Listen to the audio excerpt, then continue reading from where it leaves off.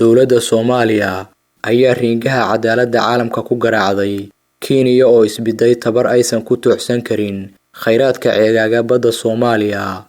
Maxkamadda Cadaaladda Adduunka oo galdacwadeedka badda Soomaaliya ay ka furay 7 sano ee naweydaartay ayaa labada dal u kala xadeysay biyaha badweynta Hindiya.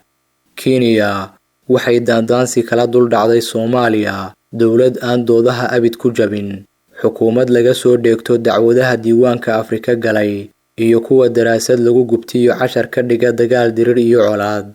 Fadhiga kama dambaysta ee maxkamadda oo ka dhacay qasriga nabadda ee Peace Palace waxa fadhiyay guddiga difaacayaasha badda Soomaaliya, halka ay haawanayeen kuraastii Kenyaanka oo garyaqaanadeedu ay urureen Nairobi, iyadoo ay shir gudoominayso garsoore John Danagyu, madaxweynaha maxkamadda ICJ-da oo ah barofesoorad Maraykana oo ka tirsan kulliyadda sharciga ee jaamacadda George Washington.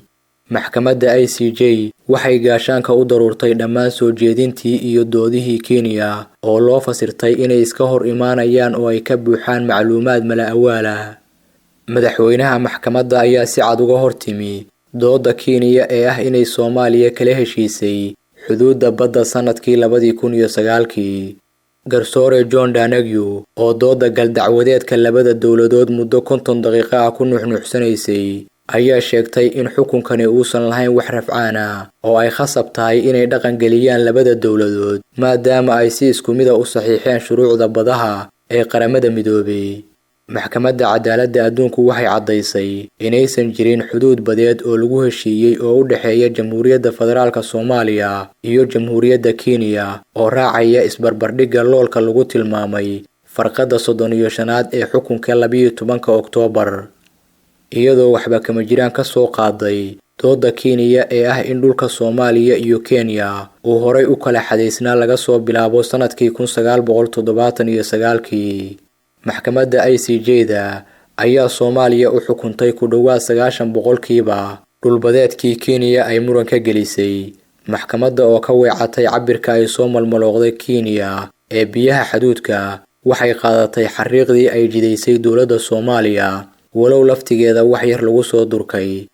Kenya oo dood qoraaleedkeeda badda ku gashay ninkaad ari ka doonayso geel baa la weydiistaa ayaa baqdin dirir ku heshay 12 mayl oo ka mid ah dhulbadeedkii ay muran ka gelisay. 4 ceel oo shidaal iyo khayraad kale oo ceegaaga badda ay Kenya horay u saamisay ayaa maanta soo maray dhanka Soomaaliya, taasoo noqotay halgan geesinimo oo ay Soomaaliya dib ugula soo laabatay khayraadka dihin ee ku duugan baddeena. Guusha maanta lagu soo dhiciyay dhulbadeedkii ay Kenya ka boobtay dowladda Soomaaliya waxa lagu xasuusan doonaa oo si weyn ugu ammaanan tallaabooyinkii geesinimada iyo haladayga ahaa ee madaxweynayaashii talada ku kala dambeeyay Xasan Sheekh Maxamuud iyo Maxamed Cabdullaahi Farmaajo. Maanta waa uu miro dhalay oo waxa muuqata inay mas'uuliyadooda u guteen si xilkas ah iyagoo muddada galay halgan dheer oo cadaaladeed oo ku astaysan daacadnimo iyo wadaniyad.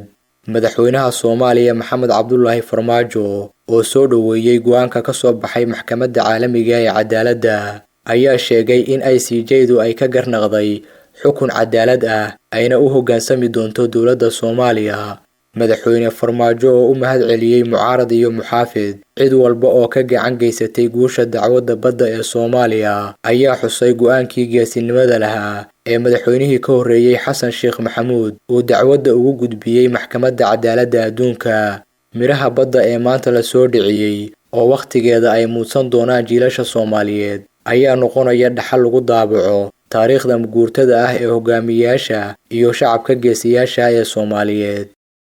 Madrasatul Macallimul Qur'aan meel kastoodba adduunka aad ka joogto dushiisa minankaaga dhexdiisa adoon meelna u dhaafin online maado ku qaado baro maanta duruusta mabda'eena islaamka qur'aanka ka meerso axaadiista ka miiso siiradii nabigeena sallallahu alayhi wasallam siyar maanka ku kaydso. Madrasatul Macallimul Qur'aan waa malcamad online mahuraan aan la dhaafin midka aan ka warhayni malaa waa maqfuul ee maanka ha u furo haatan meel kastoo daafaha caalamka aad ka joogto si online ugu biir mareegta xifdinta qur'aanka kariimka Madrasatul Macallimul Qur'aan oo kala xiriir nambarada WhatsApp-ka ee shaashada kaaga muuqda.